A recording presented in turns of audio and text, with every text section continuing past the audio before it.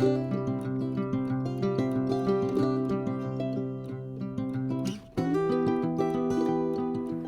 everybody, and welcome again to our Coping Skills Toolbox mini session.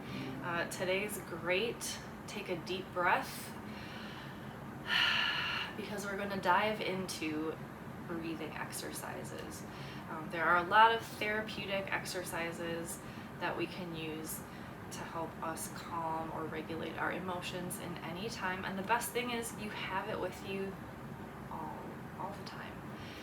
You don't need anything in your pocket, you don't need to carry stuff in your purse. You literally have your ability to breathe, hopefully, with you all the time. And if you don't, of course, go to the ER or dial 911 if you're not able to breathe. That's very important.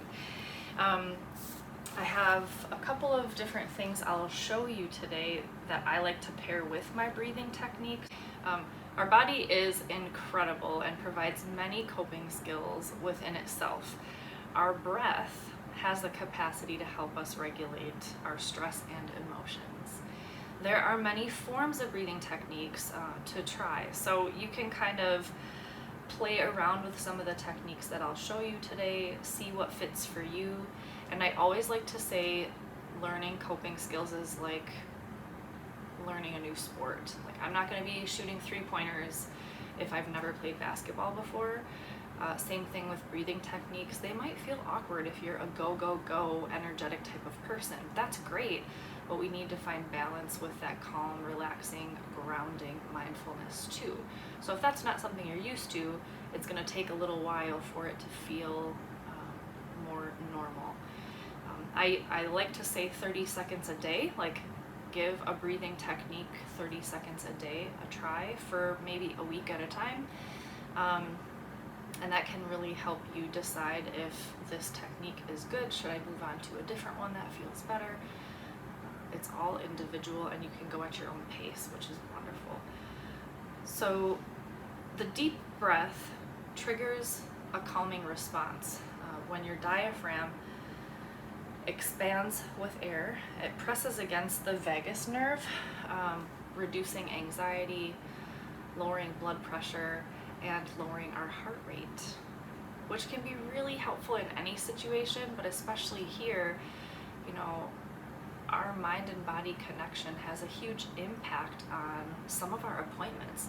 If we're feeling really anxious or nervous for our appointment and our anxiety is maybe increasing, our heart rate, our blood pressure is rising, we may not be able to get a treatment that is very needed because our blood pressure is too high, and we can't risk that in some cases.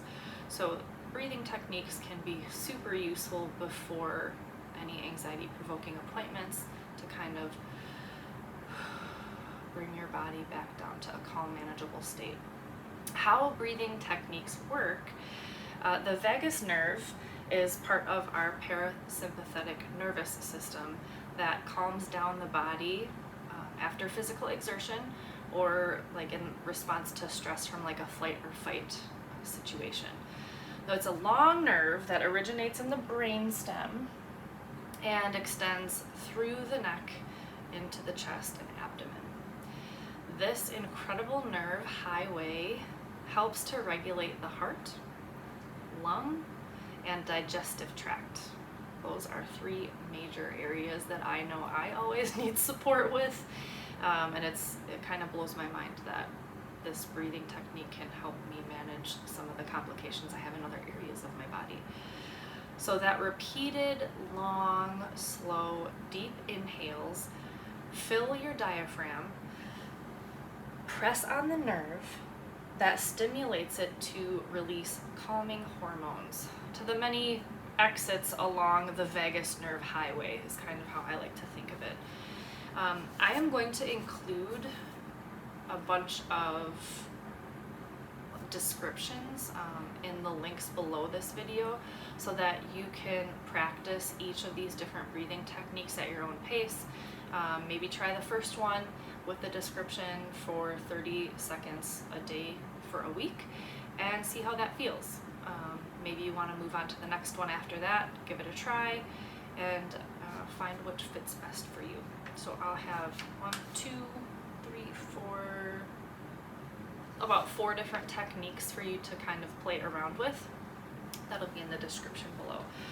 So the first one is called belly breathing, and you may have heard of this before, and it literally is what it sounds like. So we're slowly filling your diaphragm with that long breath. Okay, think of it as you're filling your body like a balloon. Get as big and full as you can, and then you want to exhale super slow, like you're letting the air out of the balloon really slowly. So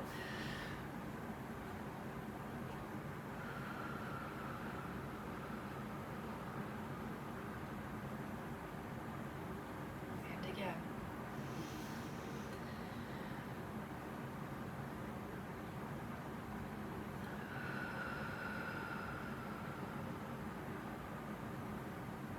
You'll notice I really get into it with as much of my body as possible. I'll bring my shoulders up to really expand that diaphragm.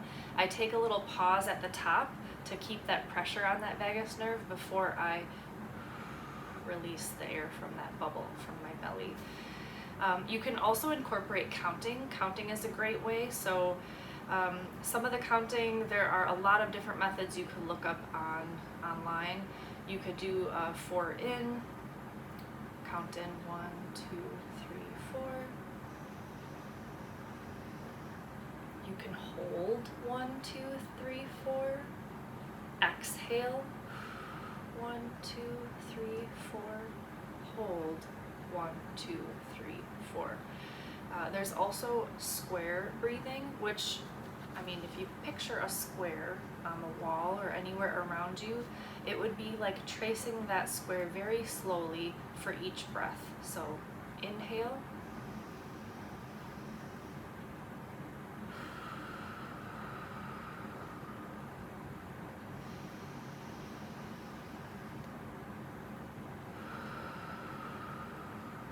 And you continue doing 4 square breathing.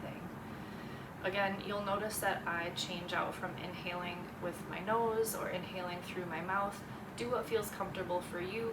I commonly have allergies this time of year, so sometimes I'm going to need to inhale through my mouth.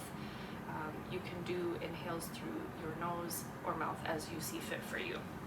Okay, so we did some belly breathing. You can play around with counting. We did some 4 square breathing. Mindful breathing. Mindful breathing is just paying attention to the rhythm of your breathing.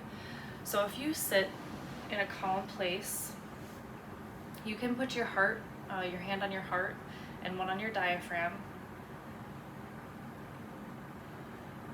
and just notice. Close your eyes to limit distractions. And just notice the rhythm of your natural breath. You can feel your heartbeat. And if you're super anxious about something, as you mindfully breathe,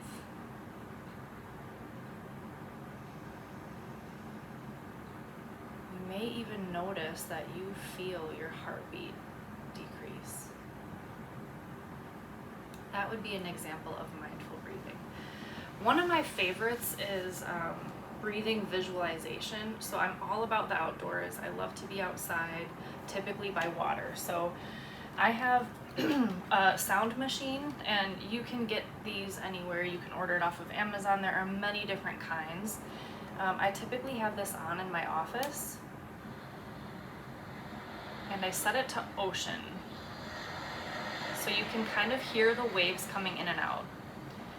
What I like to do is I close my eyes and I picture myself at the beach.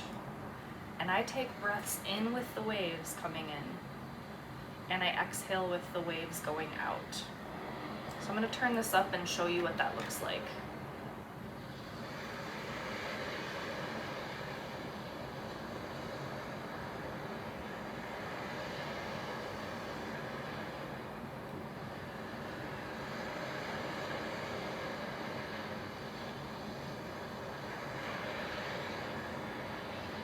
And as it's a sound machine, you might be a little off with those waves coming in and out. That's okay. just embrace it, catch up with the waves as you can to pair it with your pace of breathing. There are a lot of other settings on here, like a babbling brook or maybe rain. Maybe you like listening to thunderstorms. Turning on a noise machine and closing your eyes to visualize where you would like to be, that's calming, can also be a helpful pairing with that breath. A newer one that I don't use as much but is kind of fun, especially for maybe if you have kids around, is bumblebee breathing. So again, you want to sit comfortably and you're going to breathe in through your nose for 4 seconds. So, and then you're going to breathe out while making a bee buzzing sound. So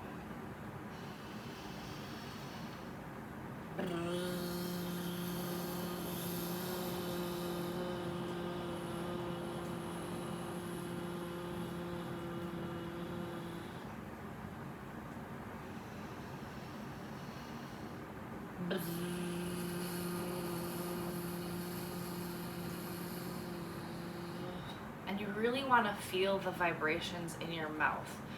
If you're a sensory type of person and you like that feeling, like the sensory feelings to be integrated, this might be a really great breathing technique for you. You can do it as long as you'd like.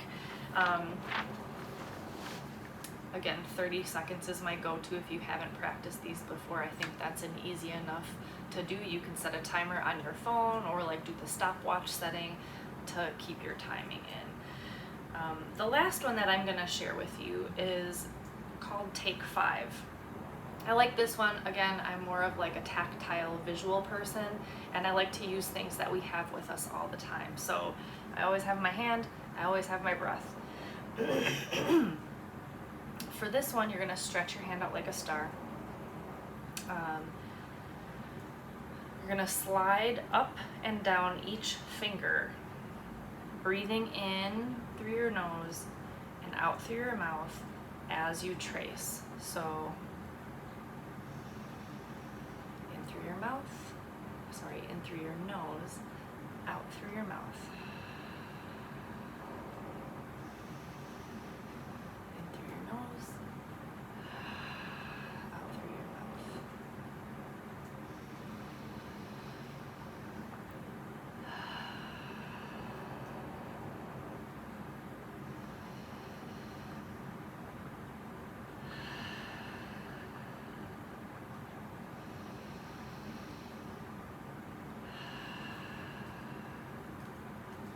You can do this as many times as you'd like.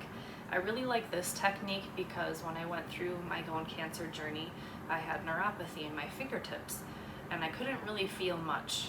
I remember the day that my senses came back and I was able to feel the texture on my steering wheel when I was driving my car. And I'm sure I looked like a nerd to anyone around me, but I just sat there like feeling the texture of the steering wheel and just like it gives me tingles thinking about it. So when I do the Take 5 breathing, it kind of tickles and feels nice as I'm tracing my hand, and I quite like that. So if that is your thing, awesome. Do that 30 seconds a day, give it a try for a week and see how that feels. It's to each their own. So the technique you might really like may be different from your partner, maybe different from your kiddo. These techniques are really great to teach the littles in your family too. It helps them learn to manage emotions in an open format. Like, we can do this together, we can practice together. What technique did you like? Oh, well, I tried this one. Modify them. Find ones that you could create. Maybe it's your toes. Maybe you're going to trace your toes. Find things to integrate with your family. Thank you again for taking the time to learn some coping techniques. I hope that this helps any part of your journey, and I look forward to having you all back for our very next mini session of our Coping Through Cancer Toolbox.